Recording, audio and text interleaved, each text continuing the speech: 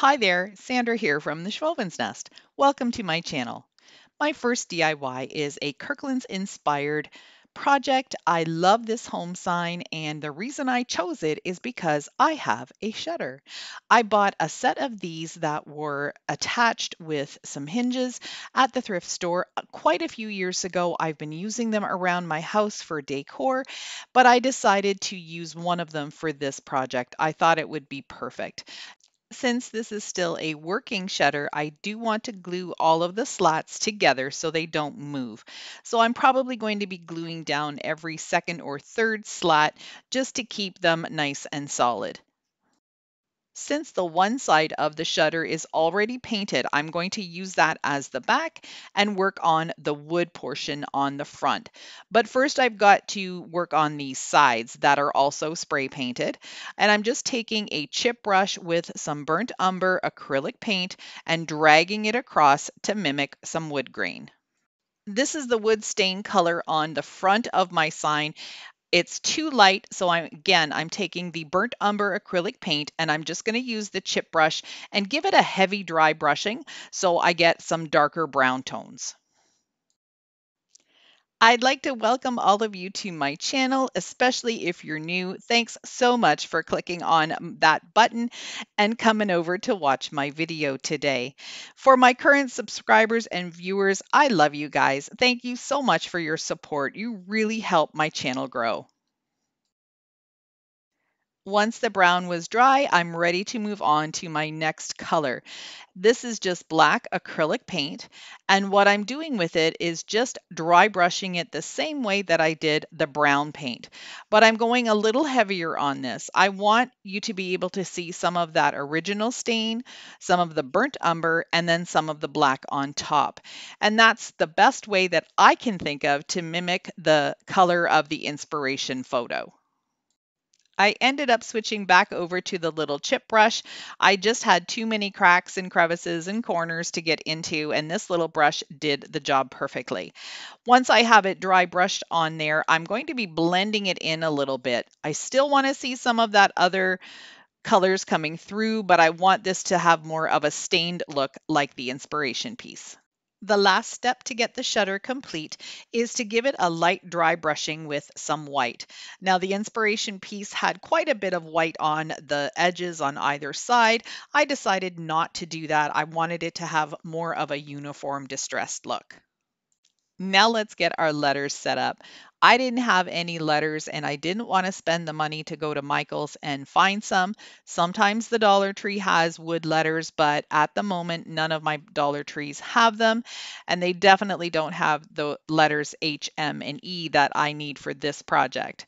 So I'm going to be using these large size Jenga blocks. Now these are definitely from a Jenga game. You can see the word Jenga on the sides of the blocks there. I picked this up at a thrift store for $5. So I'm going to say I'm probably using about 75 cents worth of blocks to create these letters. I'm using my favorite Weldbond glue to glue these pieces together. I'm going to just try and get the longer sections done first before I start gluing the cross sections in. So that's the H, kind of how I have that figured out. And now I'm going to do the E. Again, just trying to place things together so I have an idea of what I'm doing before I start gluing them together. Using my saw and my miter box, I cut down one of the pieces so the E would have a shorter piece in the center. It took me a while to figure out the placement of the blocks for the top part of the M, but you can see here that this configuration will probably work fairly well. So what I'm going to do is just mark with a pencil where I need to cut these pieces, and then again go outside with my miter box and cut the pieces down accordingly. Now that the tall pieces are dry for the H, I did take this block outside and I also cut it down just a little bit, just so it wasn't the exact same size of the regular size block. It just makes it look a little bit more high end if they're not all the same size. I was so excited when I came in and glued the M together and it worked and it looks amazing. It was so worth the trouble. Getting through these blocks was super hard to do with my miter saw because these are such a tiny little block. It's hard to hold onto them and they're super hard wood. So they were really tough because it was a hand saw with the miter box. So what I'm going to do here now is glue them all together, let this dry a little bit, and then I'll glue the two pieces together. I waited a couple of hours till the glue was fully cured, and now I'm giving it a couple of coats of DIY chalk paint. This is my own recipe with latex paint and talc, and I like this because it's going to fill in all of these little cracks and crevices, so you're not even going to notice that these are blocks put together to create letters. It's also going to help to fill in the engraved letters that say Jenga. The last step to complete the letters is to give them some dry brushing with some black. Just around the edges, I'm using the chip brush again with a very small amount of paint on it, and I'm just going to be pulling it in from the outside edge just to give it sort of a distressed feathery kind of look. Then I'll take the brush and very lightly just go on the top of the letters as well. I am so happy to share that I am part of a Farmhouse High-End for Cheap collaboration put on by Yanni and Diane over at Deco Easy and Kiki from Kiki's DIY. I am a guest this month, along with Casey from Coffee with My Sunshine and Liz over at The Official Craft Nerd. I will have all of their links down in my description box. Make sure you click on the playlist link too so you can see what all five of us have created for you. You're going to get tons of farmhouse inspiration. So when you're done watching my video, make sure you go check it out. I'm going to start making the O, and that is going to be in the form of a wreath, just like the inspiration piece. So what I've done here is just tied a knot in some jute twine, and I have two pieces of florist wire that are about 12 to 14 inches in length. I'm going to just use my hot glue gun to anchor that first little knot, and then I'm going to take the jute twine and wind it all the way around the wires until I get to the end. Every couple of inches or so, I'm going to add a little bit of hot glue just to hold the twine in place and make sure that it doesn't unravel as I work. Once it was fully complete, I tied both pieces together to form a circle. Then I wrapped the twine around a little bit more, tied it in a couple more spots, and added some hot glue to make sure it stayed put. Taking out my big box of stashed greenery little bits and pieces, I've picked out 3 different types, so I have enough to go around the wreath a few times, and I'm just going to hot glue them right onto the twine. When I'm making wreaths, I really like them to go all in one direction. That makes them look more high-end and professional looking. That's what you would see out in the stores. But I'm also not going to make this very wide. I want it to be more fluffy and high rather than wide. So I'm going to start by just putting a base of boxwood stems all the way around. And then I'm going to start gluing them in more on a circle so they're not sticking out so far. Taking the next type of greenery, I'm going to start placing it in between the boxwood, again in the same direction as the boxwood, but this is more of a loose kind of curly leaf, so this will add a lot of texture to the wreath. This is what the wreath looks like with those 2 layers. I'm now going to add some little smaller pieces of boxwood. I just took the original stems and I cut them in half, and this will give me even more fullness. I hope you're still with me. This project has a lot of details, and I also wanted to make sure that I included all of the different steps that I do to create these little wreaths. They are very popular, especially when you make them removable, and that's what I'm going to do for this home sign. This last type of boxwood is a little bit of a smaller leaf, and it also has a little bit of a lighter greenish yellow tinge at the tips, which I think adds a beautiful dimension to the wreath. This is what the final wreath turned out like, and I absolutely love it. The final touch is to give it some spritzes of some flat white spray paint. This makes it look more of a lamb's ear kind of look, that dusty leaf green that you see that's so popular. And using spray paint is the easiest way to achieve that. To assemble this project, the first thing I'm going to do is add a couple more of these Dollar Tree tumbling tower blocks to the back, and this is where I'm going to be putting the sawtooth hanger so this can be hung up on a wall.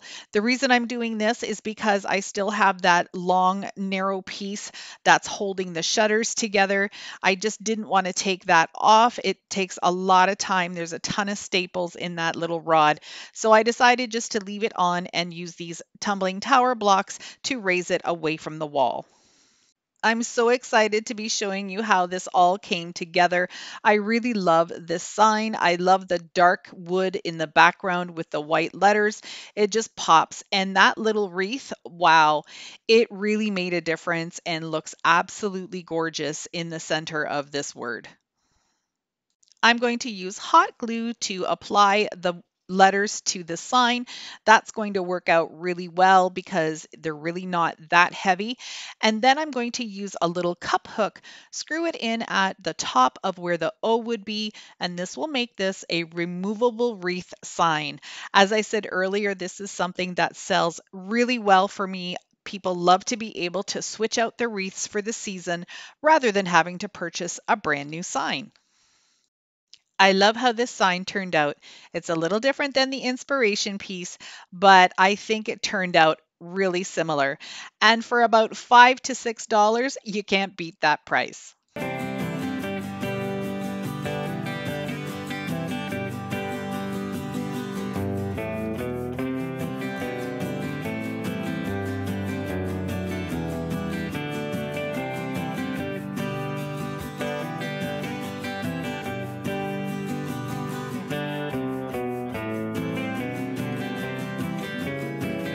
For my second project, this is my inspiration. I just love these canisters.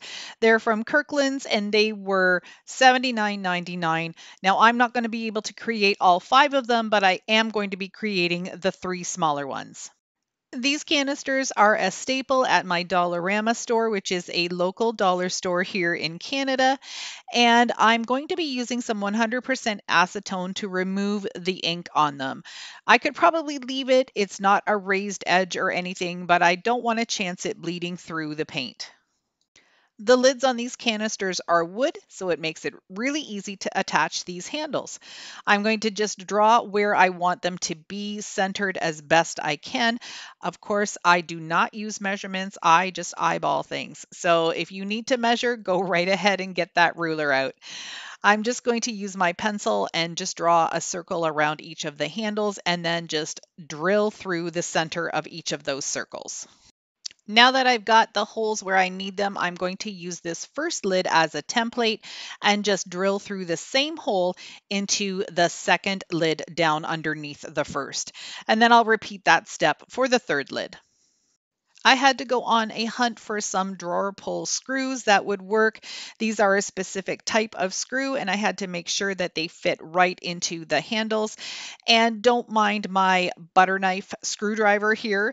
Make sure you've got the right tools, but it's very rare that I use flathead screwdrivers, so I just pulled out the butter knife, and that worked really well. In between working on the lids, I was giving all 3 canisters 3 coats of flat white spray paint. Now, the inspiration from Kirkland's is enamel, so there is a little bit of a gloss to those. You can use a glossy if you like. I just happen to have flat spray paint on hand because that's normally what I use. I recreated the labels from the Kirkland's canister set, and I did that using my Cricut Design Space app. Now, I will have these free printables available for you on my website, and there is a link down in my description box. So the first thing I'm going to be doing is just adding a thin coat of Mod Podge to the front of the canister, approximately in the same size as what the label is. I don't want any of the Mod Podge to get on the outside of the label because that will make the paint look different. Once I have the label on, I start from the inside and work my way out. You always want to make sure that your brush has a little bit of Mod Podge on it. If it's dry, it'll tear the paper.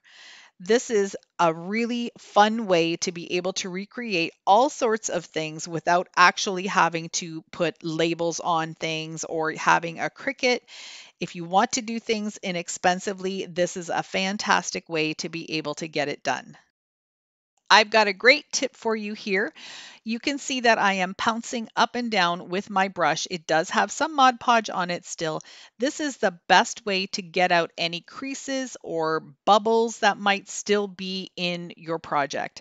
Now, I love to do this with the Mod Podge, but Mod Podge is famous for leaving bubbles and wrinkles. This is the best way that I have found to be able to work them out. Just make sure that your brush has enough Mod Podge on it that it's not going to tear the paper. I spray painted the lids with the same paint, and this is how they turned out. I think they're absolutely gorgeous.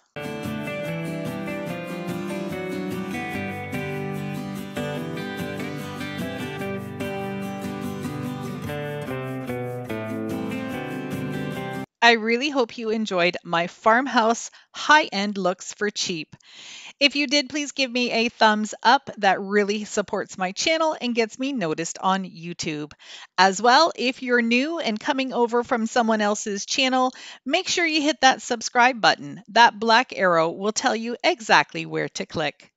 Thanks again for watching. I truly appreciate each and every one of you. Have a wonderful day.